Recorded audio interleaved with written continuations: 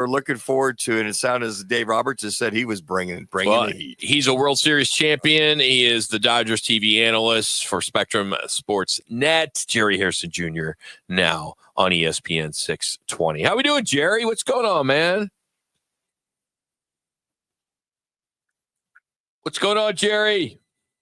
Hey, guys. What's going on? How you guys doing? Doing good, man. Doing good. So, Shohei Ohtani is going to return to the mound. Is there a bigger story than that?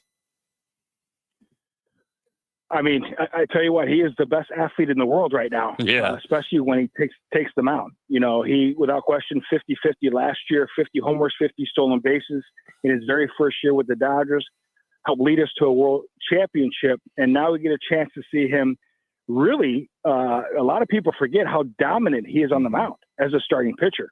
He will not start the season in the rotation. They're going to kind of slow play him throughout spring training, but he's supposed to be in the rotation sometime in mid to late May. So when you say slow play him, what do you expect? Do you see him to just get some innings once in a while, or just kind of wait until it's time? No, what he would do is he would pitch in some simulated games sometime in April. Okay. I'm sure he'll do 3 or 4 starts in April, maybe a couple more in May. What I mean by simulated starts is it's almost like a live batting practice session with some big leaguers, some guys will take extra bats before the game, and he will simulate games on the mound. You know, he'll have what we call up downs, where he'll simulate, the first probably outing, he'll throw 2 innings. A week later, he'll throw 3 innings and kind of build him up for 5, 6, and then 7 innings. And then once he feels great, whether it's early May, mid-May, late May, that's when he'll start. And when I say slow play, we got to make sure he hasn't pitched in over a year and a half. Right. So we want to make sure he's fresh and strong for the second half of the season. Jerry, the reports coming out that the most viewed bullpen session ever in spring training over the last many years. And as you're Dave Roberts talking about the session itself, the anticipation of that, what really surprised you, not only about all the people out there watching, but surprised you about him throwing the baseball? Well, it was the most viewed bullpen session in over, I think, 15 years. The last one was CC Sabathia versus Jerry Hairston Jr. Oh, yeah. Right before the World Series. I remember that, yes. I think it broke the interweb back then. That's right. Make no mistake about it. The Big Show is just that. He is the Big Show. Everybody wants to see him. Listen, right now, Patrick Mahomes is one of the best athletes on the planet, but I think the best athlete in the world right now is Shohei Ohtani. No disrespect to Cristiano Ronaldo, Messi, all the great athletes worldwide, but there's nothing like Shohei Ohtani. Guy throws the ball 100 miles an hour, hits the ball 500 feet, and he runs like a deer. So there's a reason why it was the most viewed bullpen session in quite some time. What was the best pickup this offseason for him?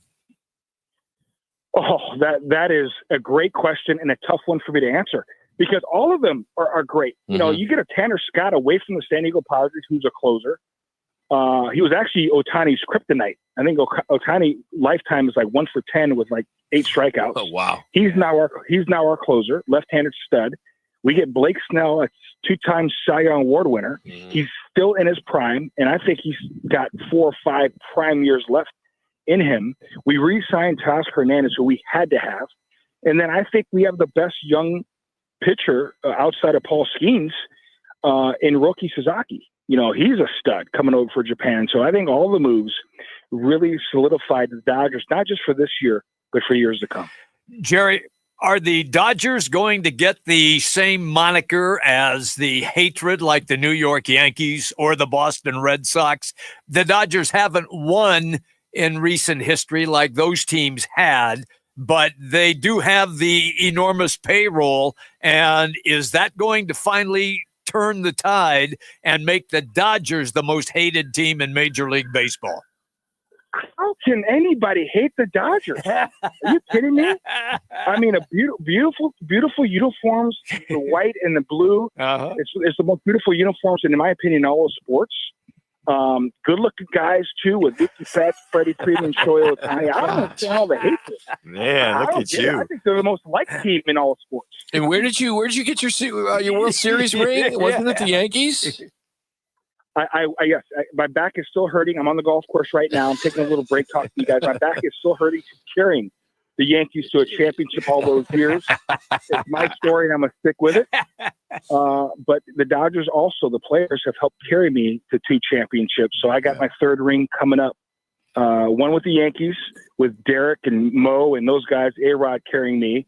And then now you got Mookie, Shohei, and Freddie carrying me to championship rings as a broadcaster. This will be my 3rd ring. Speaking of Mookie, are they serious about moving him to shortstop and moving the kid over there to second base? I know that Mookie's going to hit no matter where he plays, but some of the new faces that you have, they're going to have are they looking to start Kim at second base, that young guy? Yeah, listen, I saw Kim. He looks like a natural second baseman, great athlete. He's going to make the smooth transition. He's got some pop in his bat. Velocity, he'll make the adjustment. Mookie Betts, I got a chance to see him work about a month ago at shortstop. He looks smooth. He's worked really hard. I think he'll make that transition. Jerry, guys are calling me over there. I got to hit my next shot, so just let me know. Go ahead. I'm playing in a golf tournament. All right, go ahead. We will go. Yeah, we'll thanks, wait. Jerry. We'll wait. Feel the love. We'll wait. Yeah. But as it's a scramble, somebody can hit for you. I mean, right? Hey, real quick.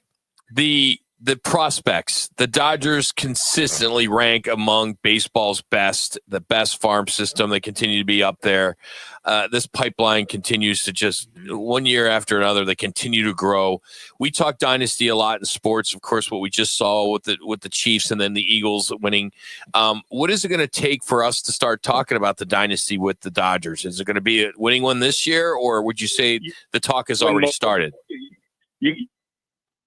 About the win, I think you got to win 2 more to talk dynasty. Okay, winning 3? 1 ain't going to cover it. Okay. Yeah, they got to win at least 3. So let's not even talk about dynasty now. They got to at least win 2 more.